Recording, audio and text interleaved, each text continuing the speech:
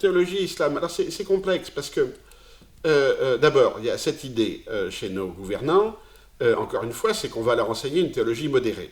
Bon, alors qu'est-ce que c'est qu'une théologie modérée, hein? Calvin était-il un théologien modéré, hein? Bon, je vous laisse répondre. Hein. Ça veut dire quoi? Ça veut rien dire. Hein. Par contre, qu'il y ait une émulation théologique, ça c'est intéressant, et ça je le vois chez beaucoup de mes de musulmans qui déplorent cette... parce que, en fait, le gros problème de l'islam en Europe en particulier, c'est que l'islam est issu d'une migration de travail, c'est-à-dire de gens, bon, pour les Marocains plutôt analphabètes, qui sont arrivés sans avoir l'idée de s'installer, et qui sont arrivés sans leurs élites. Bon. Et qui se sont fabriqués, en faisant venir des petits imams de chez eux, leur islam en kit en Europe.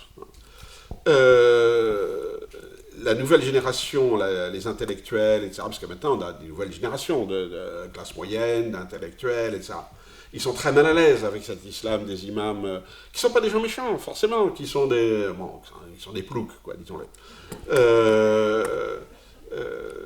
Je n'irai pas plus loin, parce qu'une fois j'ai comparé les talibans à des curés bas-bretons, mais du XVIIe siècle. Hein. Et ben, j'ai eu des réactions assez dures de la Basse-Bretagne. Donc ils ont besoin de choses plus sophistiquées. Mais ils ne savent pas où les trouver. Et cette sophistication-là, on ne l'aura pas dans un enseignement laïque de la religion modérée qu'on donne aux imams, c'est absurde. Hein. Il faut qu'ils se confrontent effectivement avec une réflexion théologique. Et beaucoup de mes amis musulmans, qui donc du coup s'auto-forment à la théologie parce qu'il n'y a pas d'endroit, hein, rencontrent des théologiens chrétiens, et là, reconnaissent que sur le plan de la sophistication théologico-philosophique, aujourd'hui, je ne parle pas du XIIIe siècle, etc., mais aujourd'hui, ouais, il y a quand même des choses qui se sont passées, et que ce qu'on enseigne dans une faculté de théologie catholique ou protestante, c'est quand même de haut niveau. Hein. Donc ils sentent le truc. Hein. Et donc ils ont une demande de formation qui n'est pas un islam modéré, qui n'est pas la laïcité, qui est qu'est-ce que c'est qu'une réflexion théologique. Et ça, ils ne le trouveront que chez les théologiens. Là, il ne faut pas que l'État s'en mêle, évidemment, Et je vois qu'il y a des initiatives qui se font. Alors en France, on est bloqué par la fameuse laïcité française. Hein. Les Strasbourgeois ont beaucoup de mal à se démarquer légèrement de l'ambiance française en général. Mais je vois des choses assez étonnantes qui se passent en Italie et en Allemagne en particulier. En Allemagne, aussi bien chez les protestants que chez les catholiques. Et en Italie, par exemple, il y a 3 jours, à Florence, donc il y a un imam local, très jeune, 35 ans, qui a reçu son doctorat de théologie catholique. Il a passé les diplômes qui sont exigés par l'État italien pour enseigner le catholicisme dans les lycées. Et il l'a passé, évidemment, dans l'université de la théologie catholique locale, bien entendu. Hein. Ça veut dire que l'Église, l'évêque en tout cas, parce que ça dépend de l'évêque, hein, l'évêque a accepté. Donc le type est musulman, il est musulman, mais il est évident qu'après avoir une formation de plusieurs années de théologie catholique dans un milieu très intellectuel, il ne peut plus enseigner l'islam comme l'imam marocain qu'on a ramené du bled. C'est évident. Bon. Et c'est évident qu'il y a maintenant un public pour ça. Hein, des gens qui veulent entendre des choses plus sophistiquées. Hein. Le problème aussi, c'est un problème bêtement professionnel. C'est quoi aujourd'hui être imam, hein? Être imam, c'est... vous êtes en général... c'est pas vous le patron, contrairement à ce qu'on croit, c'est le président de l'association islamique, qui est en général un commerçant local, bon, qui est un monsieur très bien, mais plutôt traditionnaliste, souvent lié à un consulat, tout, et qui se considère comme le patron. Et l'imam, on lui donne 500 € par mois, hein, on lui donne un 2 pièces, tous les ans, chacun lui offre un petit truc et tout. Bon, quand vous avez un doctorat, vous n'avez pas envie de vous retrouver imam. Donc, tous les gars sophistiqués musulmans qui font des études de théologie et tout, aucun d'entre eux ne devient imam. Parce que le métier est vraiment pas intéressant. Et alors on pourrait dire oui, mais s'ils avaient vraiment la vocation et ça. Mais après, vous êtes pris dans des structures sociologiques. Vous êtes pris dans vous n'ouvrez pas votre petite mosquée en disant si vous aimez, venez si vous aimez ce que je raconte.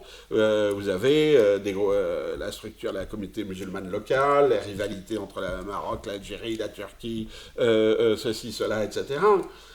Et les types qui font la recherche théologique, ça ne les intéresse pas. Alors après qu'il y ait des femmes, on a fait toute une histoire de femmes imams. L'islam, c'est pas le catholicisme. Hein. Beaucoup de gens regrettent que l'islam ne soit pas une église. Hein. Bon. Mais je pense qu'il y a une chose que les protestants ne devraient pas regretter, c'est bien ça. Le modèle protestant, ça va faire grincer plein de dents, et alors, il y a des gens qui vont venir, ils auront leur mot à dire, c'est pas une révolution, les conservateurs disent ouais, ça c'est pas de l'islam, ça, bon. Hein. Mais voilà, les choses bougent comme ça. Mais quand on voit tout je dirais presque la campagne que font nos politiciens pour qu'il y ait des femmes imams, moi je leur dis, j'ai dit un jour à M. Chevènement, j'ai dit mais pourquoi vous ne faites pas la même chose avec l'Église catholique? Pourquoi faut pas trop en demander, quoi. Un seul évêque, à Belfort par exemple, bon. Il a rigolé, parce qu'il est un homme sympathique, mais il n'a rien fait.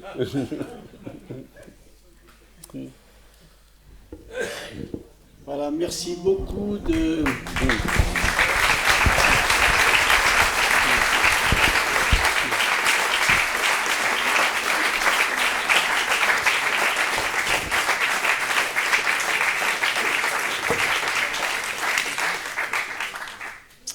Voilà, vous avez abordé des sujets sérieux et graves à partir d'un point de vue sociologique, historique, qui questionnent aussi nos propres convictions, qui questionnent, comme le disait Olivier au début, notre théologie. Et on comprend très bien que vous, de votre point de vue, vous ne rentriez pas dans ce débat-là qui, d'une certaine manière, est en amont. Mais vous avez abordé tous ces sujets graves, avec humour et de manière souvent très, très concrète, avec des exemples, ce qui fait qu'on vous écouterait encore longtemps dans la nuit. Mais il faut que nous soyons raisonnables, n'est-ce pas, Alain?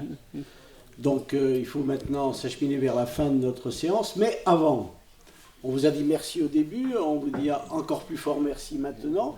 Et pour le faire, on va vous offrir un deuxième bain de jouance. Retour en Poitou, puisque c'est maintenant notre collègue Georges Condamin qui va vous remettre quelques produits de votre région d'origine. Je crois qu'il n'a pas mis de chabichou parce que peut-être que ça ne supporterait pas le voyage. Mais...